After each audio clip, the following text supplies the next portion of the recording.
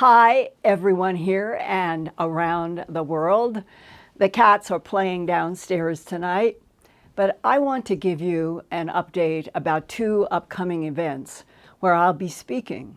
One is Alan Steinfeld's Making Contact, the new realities of disclosure and cosmic awakening that are unfolding on Thursday to Thursday in June of 2022. Go to the website makingcontactseries.com.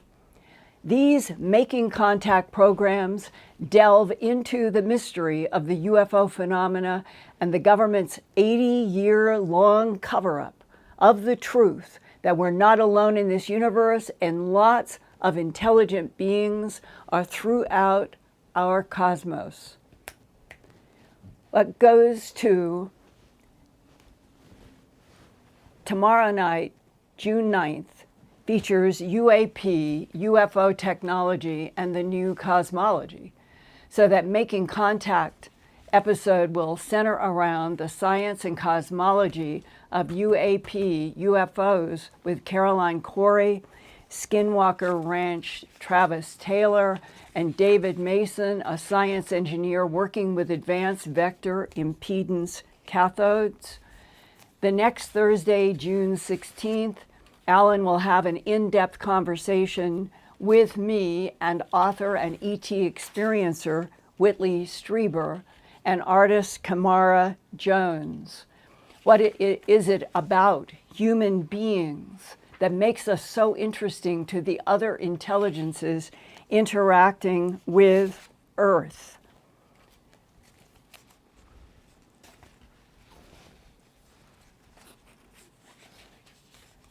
What does the nature of the human soul have to do with these other beings and the whole UFO UAP phenomenon? This Making Contact series ends with episode 5 on June 23rd in a discussion about star seeds and hybrids and the possible formation of a new human race with Adam Apollo, Marina Seren, and Mary Rodwell from Australia. To register for these programs, go to makingcontactseries.com. And then, in only 3 months, I will be flying to Barcelona, Spain to speak before the 6th Annual Ufology World Congress of September 9th to 11th, 2022. And I'll be joining Christopher Mellon, former Deputy Assistant Secretary of Defense for Intelligence in the Bill Clinton and George W. Bush administrations, and later for Security and Information Operations. Other speakers include Klaas Spahn, an independent European journalist who produced The Unexplained Files in UFO Europe, with Erling Strand, who investigated the mysterious Hestalen, Norway, glowing orbs high in the mountains. Jaime Maussan, a TV journalist from Mexico, who has long reported about UFOs, crop formations, and other unexplained phenomena. Spanish author Cristina Martin, who has written about the Bilderberg power brokers.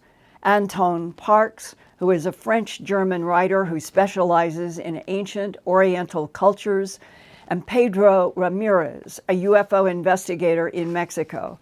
Here is the link for tickets to attend the 6th Annual Ufology World Congress, Barcelona, Spain, September 9 to 11, 2022. And here is the website, en. for English, the ufologyworldcongress.com/tickets. I will be speaking about non-human ETs described by top secret government documents, whistleblowers, and human abductees. Now, during my recent May 22nd Earthfiles broadcasts about the U.S. government's Psalm 101 extraterrestrial entities and technology training manual, about the Project Aquarius, and about the Interplanetary Phenomena Unit documents, I mentioned that I have been able to ask a military aerospace source if the United States now has secret deep space vehicles for long-distance space travel to other stars. And the answer that I received is yes. My source told me that under the new U.S. Space Force, the sixth and newest branch of American military, there are at least 3 long-distance space vehicles, each named after historic military leaders. One is the USS Curtis LeMay, named after 4-star General Curtis LeMay, who was U.S. Air Force Chief of Staff from 1961 to 1965.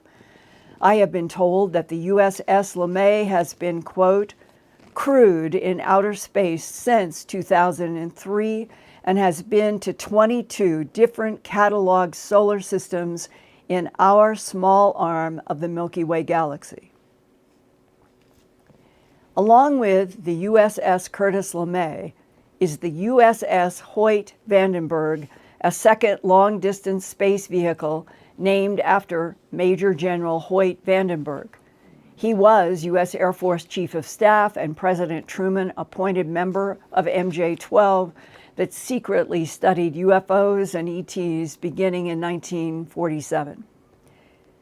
And the third U.S. long-distance space vehicle is named the USS Roscoe Hillenkoetter.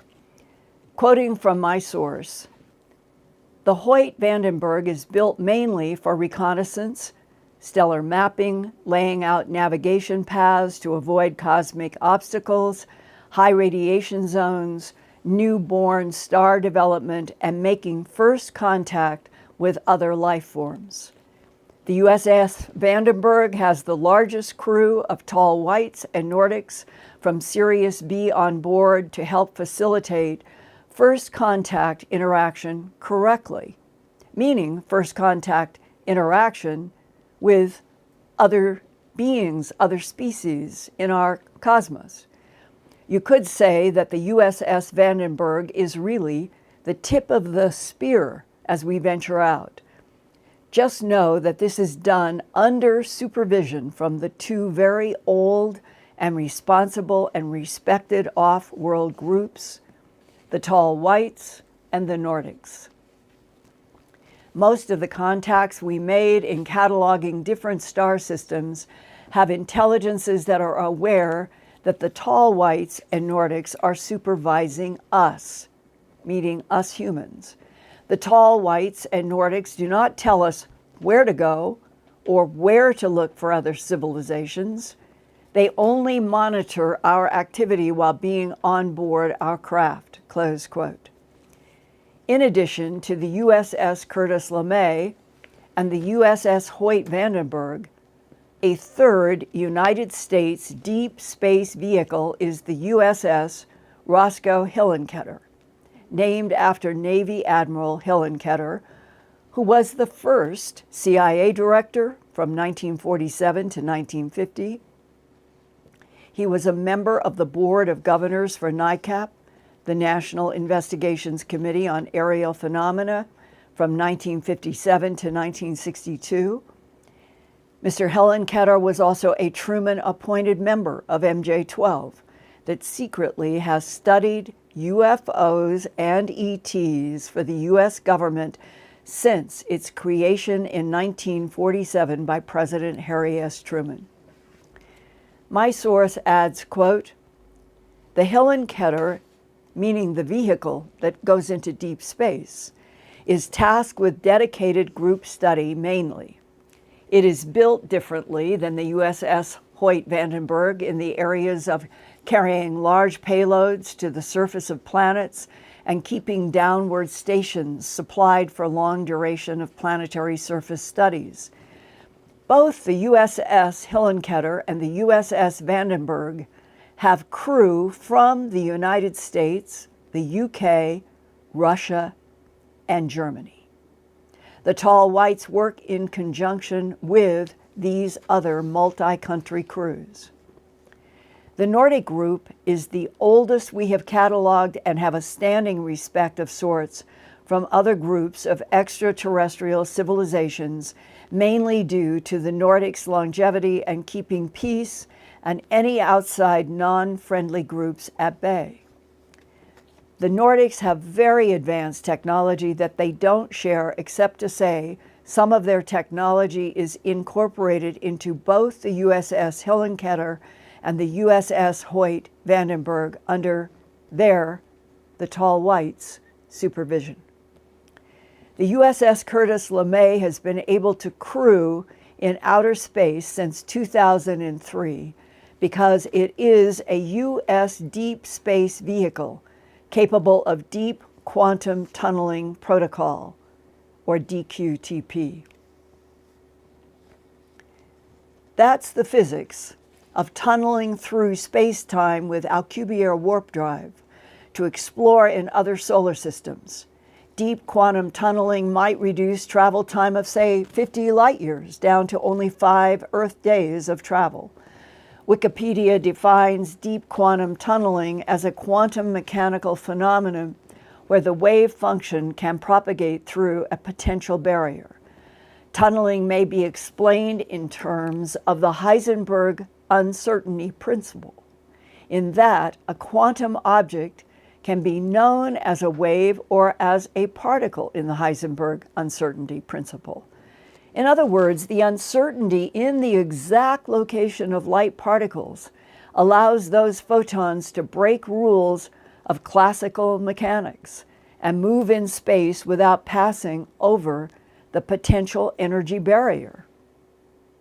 My military aerospace source says that with help from friendly ET allies, such as the Tall Whites and Blonde Nordics, the USS Curtis LeMay was built to explore Earth's interstellar neighborhood since 2003, exploring 22 different solar systems in our arm of the Milky Way galaxy, including where blonde, blue-eyed, pale-skinned Nordics inhabit Procyon A and B, a binary star system 11.45 light-years from Earth.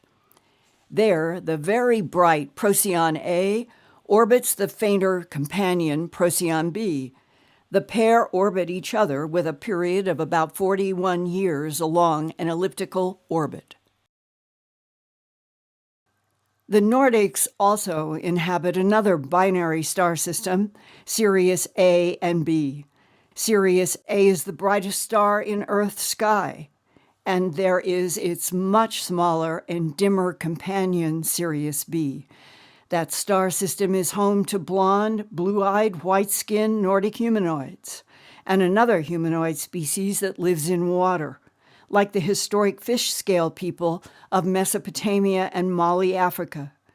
But my source of this information stresses, quote, "Our true friends that help us the most are the Tall Whites.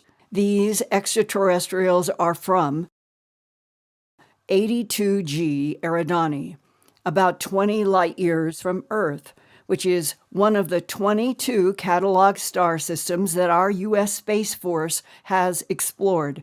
It is a main sequence star with a stellar classification of G6V and hosts a system of at least 3 super-Earth planets," close quote. Even in the 1970 book Habitable Planets for Man, 82 G Eridani was given the highest estimate for habitability. Now continuing with information to my questions from the military aerospace source, quote, my source says, quote, "And the Tall Whites are extremely intelligent humanoids with white hair, pale eyes, very white skin, like white chalk. The U.S. Space Force has worked closely with them on multiple programs for a long time, and we have had by far the most interaction with this tall white group on technology exchange. We have also done society studies with their culture at the 82 G Eridani star system, where the control of their tall white civilization is mainly based. I myself consider the tall whites to be our Earth human source race, and that's my source saying that, after everything I have read and heard in meetings through the years. The tall whites keep our intelligence folks in JSOC informed and up to date on what other intelligences are visiting Earth and for what reasons. Linda, you talked about the DIA analyst who told you in December of 1999 that our government had proof that 3 competing ET civilizations have been fighting over Earth for at least 270 million years. Well, what I've been told is that controlling Earth 270 million years ago was definitely the Sirius B group of Nordics. And these ETs look very close to us humans. If I sat you in a room with them, you would not know they are off-worlders, as we say. The Sirius B group looks very close to Norwegian or Scandinavian people. The texture of their skin is rough, like a person that spent most of their life suntanning a lot, and they have very thin facial features. And then my source answered my question about the mid to late 1980s increase in sightings of black triangular and sometimes boomerang-shaped craft that blocked out stars as the craft slowly moved in night skies. He surprised me when he said they were not ETs. He said those triangles with lights in the corners were the first U.S. space vehicles that could go out 2 light years to the Oort cloud that surrounds our solar system beyond the Kuiper Belt. My source says, quote, "We have had help from friendly ETs such as the tall whites and Nordics that have helped us build craft with worker bee types that we call programmed life forms or PLFs. These are all ash gray small beings that are artificial intelligence. They help carry out missions and use small craft shaped like manta rays, not discs. The ash gray small child size are biologically alive, but they are described in government reports as being a nuisance to operations even, being conducted by the powerful JSOC, the Joint Special Operations Command, that is charged to study special operations and is involved in collaboration with extraterrestrials such as the tall whites and the Nordics. JSOC describes the programmed life forms as being designed for temporal space travel. This is a type of travel that we humans currently cannot do. The PLFs are grown, for a lack of better words, and are programmed for specific duties and mission assignments, just like human pilots are. The extraterrestrials that manage the programmed life forms are the much taller ancient grays. This is a very old race that do not travel through space often. They use these worker drones, the PLFs, to travel through space often. Notice I use the term through space, not in space. When the tall grays travel through space, time as we humans know it, it goes to a zero function of the waveform. That means you can travel instantaneously to any point in the universe in the blink of an eye. This is the holy grail that JSOC wants at any cost. We understand some of the physics, but it uses concepts that are difficult for us to grasp. Linda, our universe is a conscious entity. New studies imply the consciousness of observers are responsible for determining physical reality. And there's more about the little gray program life forms. It is the same type of craft that was involved in the 1947 Roswell incidents. It is shaped like a manta ray with small, flexible, vertical wingtips, and the wings are also flexible as well. The underbelly was covered with honeycomb-shaped glass ceramic-like structures which are actually a type of waveguide using what is called CSE, cavity structured effect. The waveguide underbelly works similar to the way a waveguide works in a household microwave oven. Cavity structured effect is a key to understanding how these manta ray craft fly and levitate so quietly. The key to these cavity structured effect cells and the manta ray shaped small craft is the layering of micron thick various metals, especially magnesium, zinc, and bismuth. The layering of these metals, along with a binding agent similar to doping used in semiconductor manufacturing, is how gravity is nullified. The main component to achieving this nullification of gravity is the bismuth metal. It is the most diamagnetic of all elements. That means it resists magnetic fields. So bismuth is one of the most important metals used in these extraterrestrial craft. Bismuth is also very important in our human work in trying to do deep quantum tunneling protocol, which is similar to Alcubierre's warp drive. Bismuth is a key component to how it works.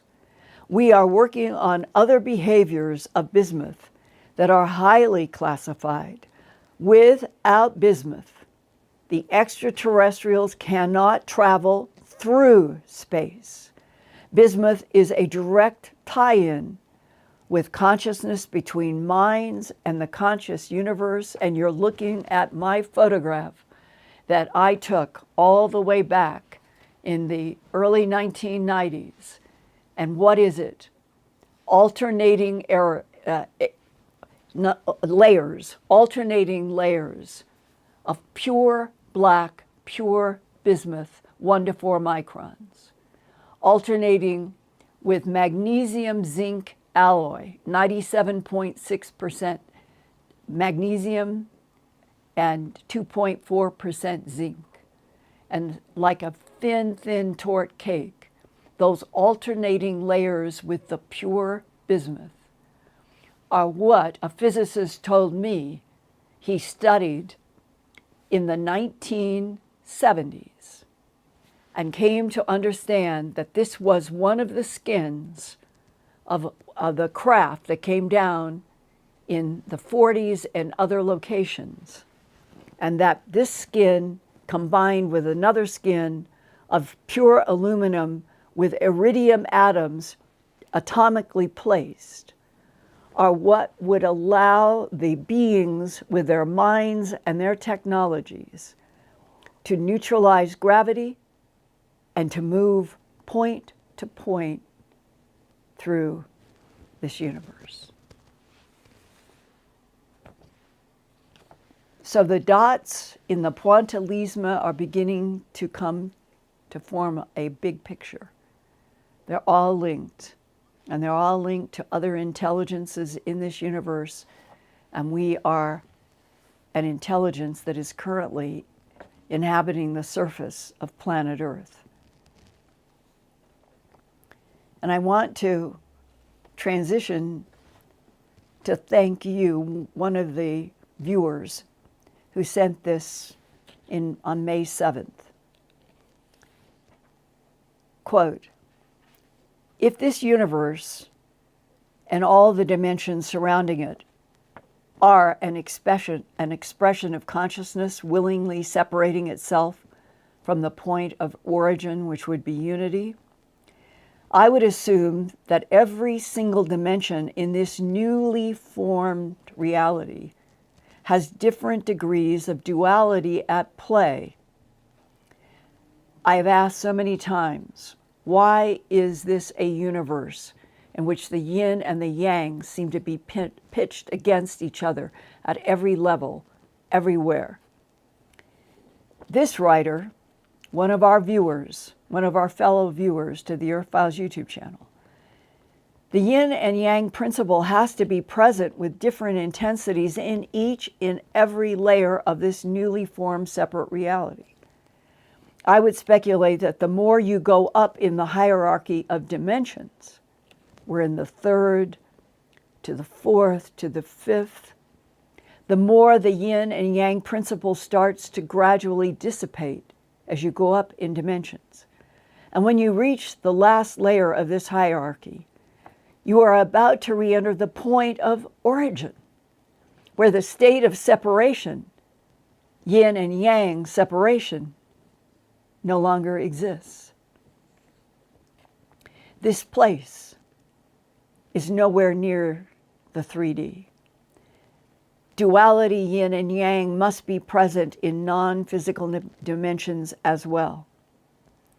How is it possible that an extraterrestrial material being residing in some location somewhere in this 3D universe, with a synthetic type of intelligence, like one of the AIs, is able to detect, store, and utilize something completely non-physical like the soul?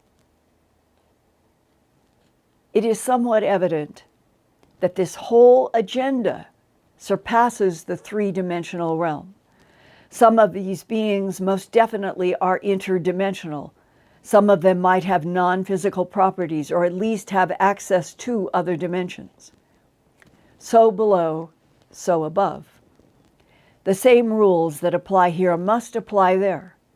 Everything needs food or energy. Non-physical beings in higher dimensions are no exception to this rule. I would go so far as to believe that there are different expressions of natural and synthetic types of intelligences or consciousness in different dimensions. The tunnel of light that almost all people report seeing when they die or are about to die, the near-death experiencer, seems to be some kind of artificially constructed wormhole, maybe in the fourth dimension. We humans have been genetically programmed to see this tube when our soul is about to permanently leave our body. This structure sucks you in at a point A and spits you out at a point B. By the time you exit the tunnel, you are in amnesia. You have no need for recollection of memories. Beings of some sort seem to accompany this process. They seem to be adamant about the soul returning into the physical realm. So who builds this structure? Aliens? Interdimensional beings? Non-physical beings? All of the above? Whoever created it knew that the frequency emitted by the soul is love. Therefore, the entrance of this tunnel had to display a similar frequency in order for the soul to enter. And now I'm going to reach to something I have done this before, because everything is coming together for me in a picture that is becoming more and more entwined. Is this universe and an organic consciousness experiment? Is that the whole picture? And is that why there is the thought that dwells in the light? That is as big as you can get. And there is something about beginning to understand that this universe is one of so many, each one created for a different experiment. And in this one, the ingredient that is absorbing everything, recording everything for evolution, for reincarnation cycles, for returning all of the information to the thought that dwells in the light, is the soul, a quantum packet. eventually, it's probably not going to be like discovering facet after facet after facet. Eventually, if this experiment in organic consciousness finally succeeds beyond hatred and dark wars, which is the part in the yin and yang pitted against each other in this experiment, that like some of these beings, we would be able with a mind and a soul to project into timelines, to bypass craft, to move point to point in consciousness. And that seems to me to be where this huge, huge process is headed. Meanwhile, here on dear, dear planet Earth, we humans still have not been officially introduced that there are an infinite number, that the number of consciousnesses going on in this universe and other universes, this universe of 3 trillion galaxies, and we're in one little arm in the Milky Way galaxy, we still haven't been told officially. Not only are we not alone, but that in this particular universe of at least 3 trillion galaxies, this experiment is being played out for who knows how large other consciousnesses can be. And on that note, I want to welcome everybody. I know this was a really deep, deep dive. And at the top, for those of you who might have been laughing, it was the teleprompter. Brad couldn't see and doesn't know. And the teleprompter was going faster and faster. And I was trying to keep up and ad lib. And that's difficult. But I'm glad we have reached this point.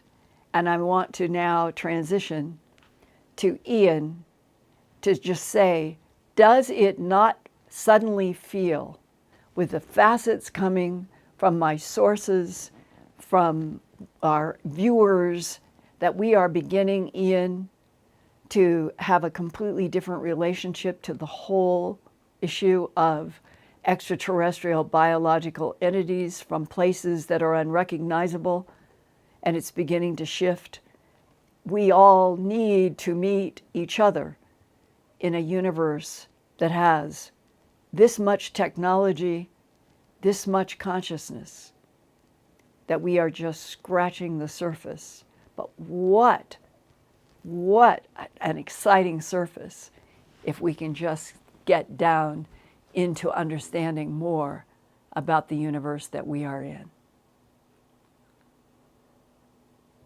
Are you there? I think people are sharing their experiences. They're also appreciative of the new information that you're bringing to them every week as well. Thank you. We've got such a good community here. Thank you. And I hope it wasn't too out of joint there at the top with the teleprompter. Part of me wanted to laugh and another part wanted to say, Brad, slow it down. But the part that was going fast was having to do with the making contact that Alan Steinfeld and has organized, and I really hope that all of you will seek out the Making Contact for the conference pieces that we're doing on Thursday. It will be tomorrow night and the next Thursday, Whitley and me and the artist, and then the last Thursday. So even if our teleprompter was going on its own magical mystery tour, I hope that takes care of the content that was I was challenged with, and that I would love to know if our audience tonight, and how many countries are here, how important do you feel this is, that we're beginning to get sources that are really, really filling in so many pieces that, to me, it's becoming exciting and profoundly stimulating to keep learning more. I don't find, even if there's hostile ones, as we have talked about, and Buddy Bolton did the remote viewing about the tronoloids, we deal with negative and positive on our planet, and it probably is throughout this yin and yang universe. That doesn't make it feel less exciting and exhilarating about finally beginning to break through all of these secrets and the superimposition on the general population that we should not know. If we all were learning all of this at the same time in all languages and everywhere, it might have an impact on that consciousness in the universe. That beautiful illustration that if humans could get past hatred and war and conflict, we might get into a much better dynamic with the consciousness of this universe. So, Ian, I'm now going to turn it over to you for feedback and questions. Okay, first of all, I'd like to say thank you to all the viewers tuning in from all around the world. We've had viewers from all over the United States again today, also from Canada and the United Kingdom. Australia is well represented this evening, so is New Zealand. We've had Ireland, Finland, Luxembourg, Denmark, and the Netherlands checking in, as well as Colombia and Uruguay and the Bahamas, and even Jakarta in Indonesia are here tonight. Thank you so much. All you guys, send us chats, comments on how this content sets with you tonight and how much more in this kind of depth you would like to learn. I would genuinely like to hear from everybody if that were possible. So go ahead, Ian. What else do we have? Okay, Global Net has been in the chat this evening and says a secret reveal for you guys. The USS that fly to other stars are done by the hybrids, not manned by human astronauts, since our human DNA is incompatible with interstellar craft. And the Experiencer Chronicles asks, I need to know more about the human pilots. Okay, let me say, I know that that comment is not accurate, because I have talked with at least 2 people who know quite a bit from a pilot point of view about who is going out in the USS Curtis LeMay, in the USS Roscoe Hillenkoetter, and the other one, what I think I'm feeling so nervous about how we got started. This is crazy. The third one,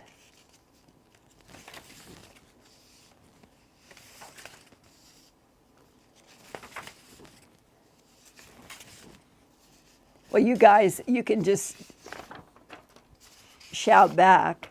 It's the Hoyt, the Hoyt Vandenberg. And the very fact that I have talked with 2 people who know quite a bit about the pilots, I do not think that the issue of hybridization as a limiting factor, I don't think that's accurate. So, okay, Linda, we've got some more questions about the ships. Are these ships built by ET, presumably by ETs? well, you heard the description from the source that they are done under the supervision of the Tall Whites and the Nordics. And I don't have any detailed specifics about how they're put together. Well, I have not got architectural plans or anything like that. I understand, though, that they are in the category of when we build something like an aircraft carrier. Do you know what I mean? Like it's large and serves a function. And that these are very, very large, and that what we are doing that is kept very, very secret, that it is done under the supervision of the tall whites and the tall Nordics, or the Nordics. Okay, Linda, Starlight says, could you ask Linda if she knows anything about a break-off or breakaway civilization? Ask that again. Starlight says, could you ask Linda if she knows anything about a break-off or breakaway civilization? Basically, it's the concept that humanity is broken off into a secret breakaway part of our civilization. It was something that Richard Dolan coined in his national security series long time ago.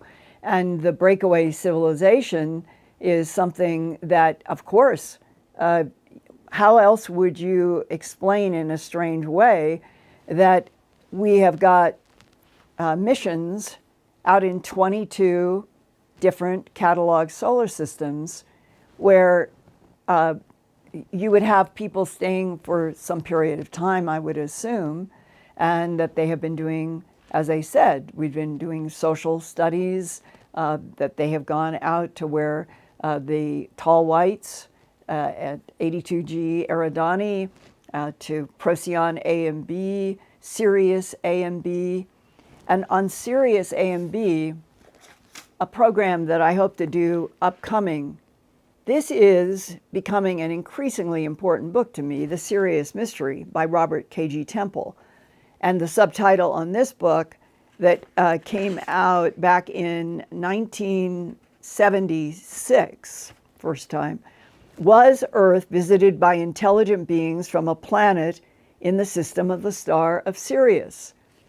And if you take the source here and others, the role that references to Sirius, the layout in Cairo that would match the belt stars, all of it, it is becoming to me, it's beginning to make sense. Even Spartan 1 down in Antarctica, seeing those big black doors that had the black suns carved in them, another carving, an astronomer identified as being like overlapping dimensions, and that all the carvings in the walls were something that might be pictographic, but was not Egyptian, was not Mayan, but was something like it. It is, the part that we need to be told is that beings from Sirius A and B, Procyon A and B, were here long ago. That 270 million year number that the DIA guy told me in December 1999 that I've talked about here many times before, is probably extremely relevant if we understood all of the timelines of these different civilizations. But it would begin to explain how, in this book, it's all about that tribe in Mali in Africa, having information about Sirius A and B, knowing about water beings, seeing perhaps water beings. And now, tonight, we're talking about firsthand sources that have been out there, that they have traveled in one of our, like the Curtis LeMay, and they have been there. They've done social studies. We're beginning to learn about them. They're here. And what do we come into from what we're learning in this contemporary century? It is spiraling back into the ancient times, because it's all been woven by the same intelligences. And I would love to know more. I want to get on one of these craft and go out to see Procyon A and B and Sirius A and B and 82 G Eridani, and just the idea that if you know the technology, you can use your mind, that you could go point to point in an instant and that that's how some intelligences are moving around this universe. I just find it tremendously exciting. I hope you guys do too. Okay, Ian. Hey, here's some comments. BK says, Linda, the topic is right in point tonight. Theo Disc says, sitting on the mat at primary school, eagerly drinking in the teacher's lesson. And we've had Starlight says, yes, keep the information coming. So everyone is responding to your request to keep the information coming. They like your deep dives. Well, and don't you think that this is beginning to crack open a picture that feels like, at an intuitive level, this is the truth? That's right. And I've just got to go through the super chats this evening. We've got Transgressive Chemist, Stacey Watkins, Tracy S., Catherine Job, Kathy Awansky, Marianne Eversole, Thought on Fire 222, Teresa Bass, Linda Dobson-Hacker, Traz, Jessica Rodriguez, Moonbird, and Laura Lejubas. Laura Lejubas says she's curious if any entity has ever contacted you personally to thank you for sharing the truth. I'm sure if they have found a way to interact or show you a sign of gratitude. I am beyond thankful for you. Well, I am not aware of any being standing in front of me in a biological way at any point in my life and knowing that it was an extraterrestrial biological entity communicating. No, I have not had that experience. But I have had, it seems to me, many experiences where I've had images in my mind that have helped me immensely, that I'm aware of the thoughts. For example, in Idaho, when I was 21 years old and had that experience of seeing everything on the mountain, the stars, everything turn into light, and having something raise my own hands up in front of me, felt like warm jello raised my hands in front of me. And then the voice I knew was not me. There was nothing about it that was scary or spooky. It was loving, it was deep, it was profound. And I'm hearing this thought voice, you are one with the light is one with you, and you are in the hands of God forever. And since that jello, warm jello, brought my hands up in front of me, and those thought words came in such a peaceful, wonderful way at age 21,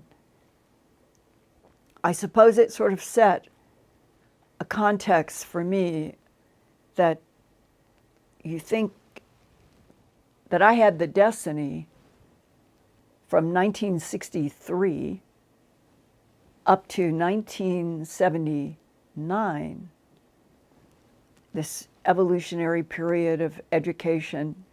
But by 1979 September, what entered my life? That meeting with Sheriff Tex Graves up in Sterling, Colorado, because I want to find out why there are animals, cattle especially, horses, domestic animals, that are being found dead with no blood and no tracks. And Sheriff Tex Graves, right at the beginning of my research, said, Linda, I'll save you some time. The perpetrators are creatures from outer space.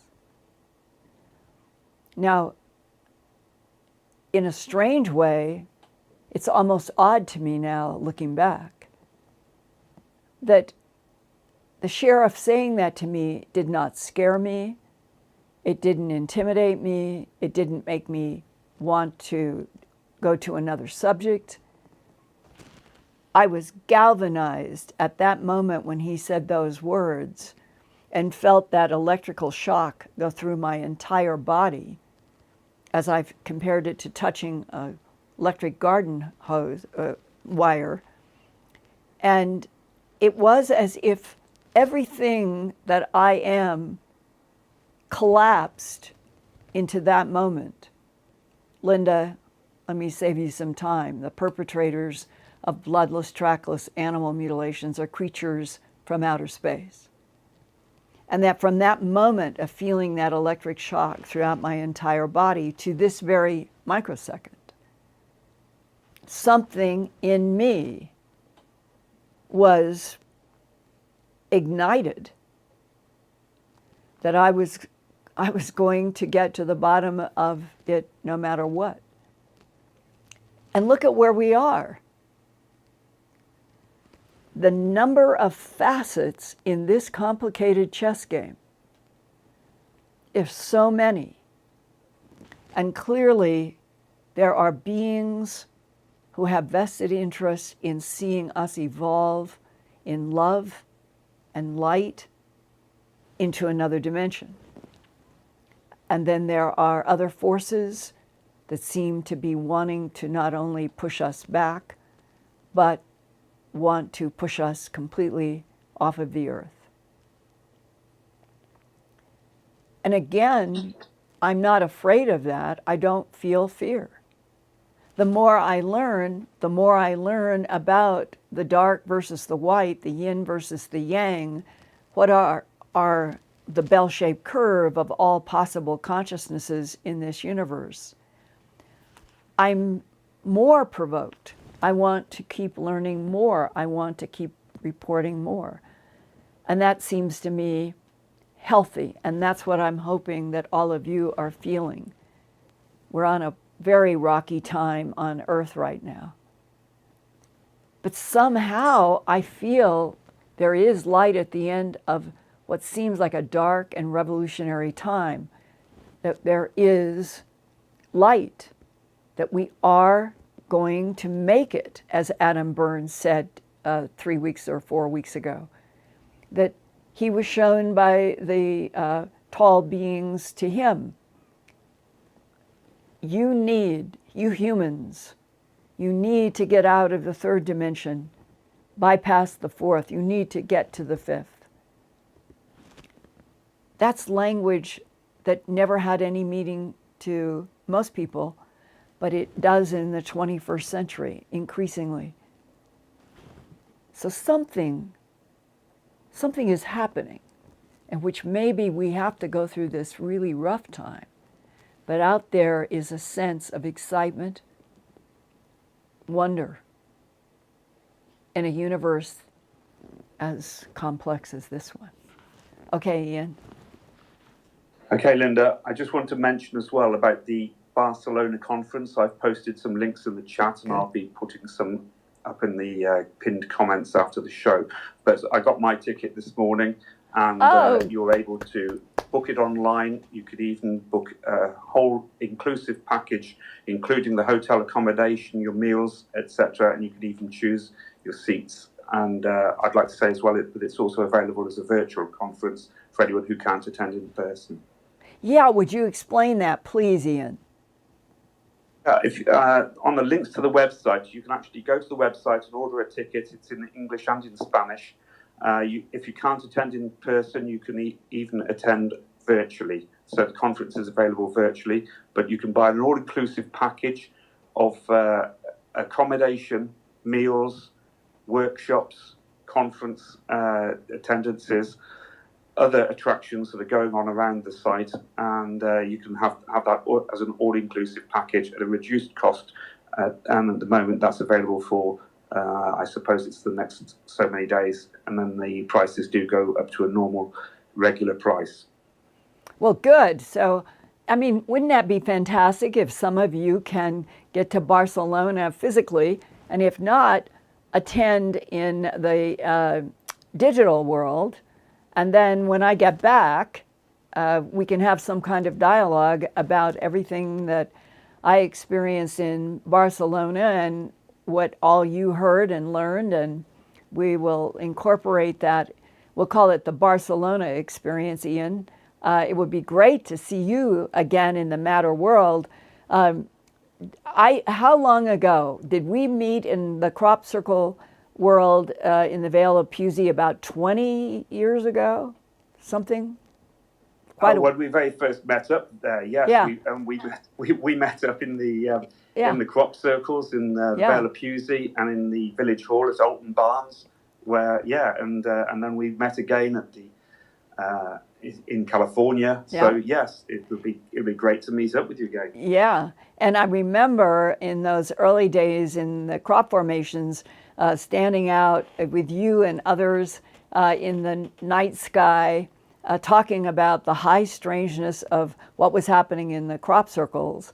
And today, in 2022, we'll be there in September. It almost seems as if crop circles that used to play such a huge role, there are so many different phenomena and investigations that are going along with, will Elon Musk get to Mars? Will he eventually have 1 million people on Mars? That we are clearly learning in the material from my source that we already have craft that are taking us out to 22 different solar systems. Doesn't it feel suddenly like the popcorn in the popper is accelerating, and that the number of new challenges, new breakthroughs, even if we haven't had the official headline, we're not alone in this universe.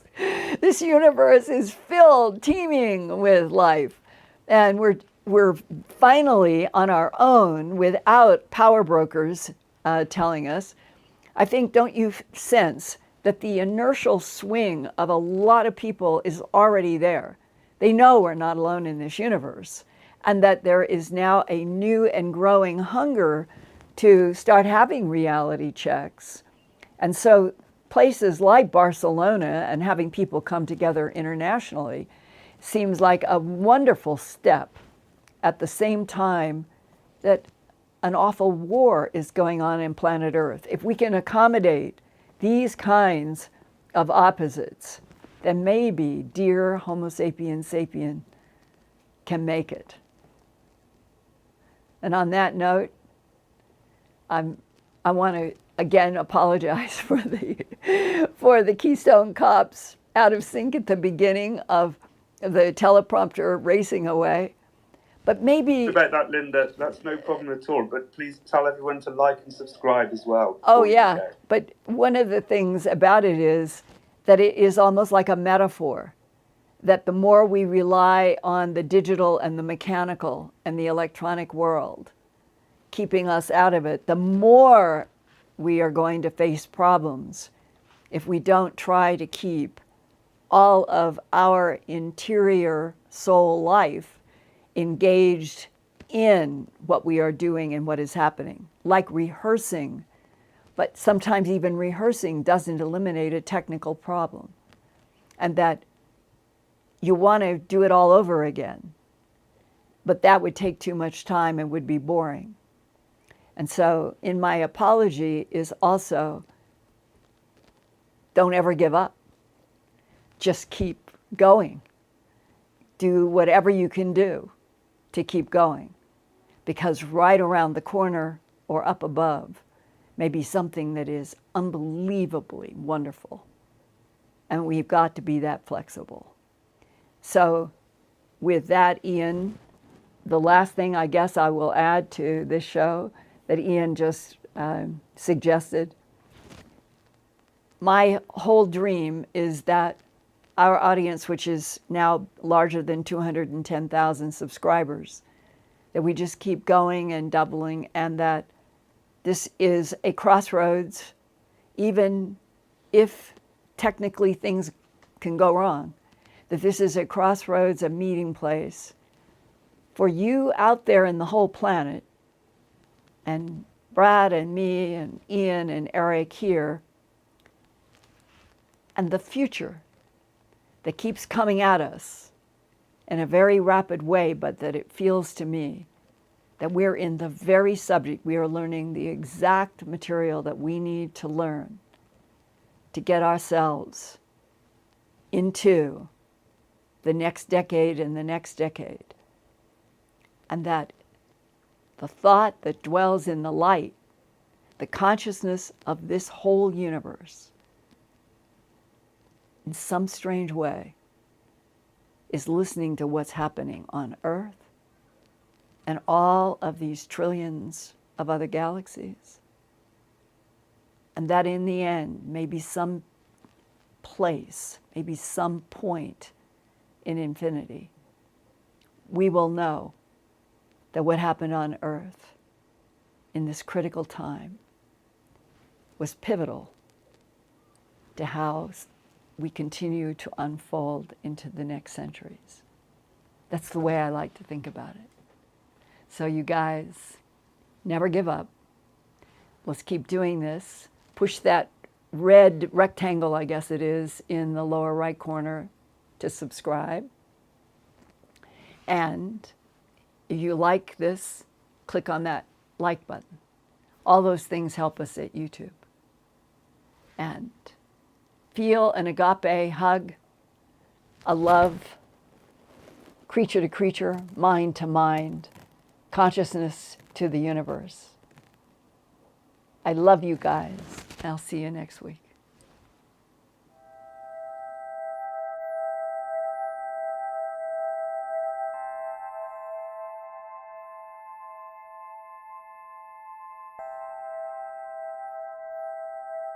Turn on closed captions for YouTube videos by clicking the white CC button on the lower right.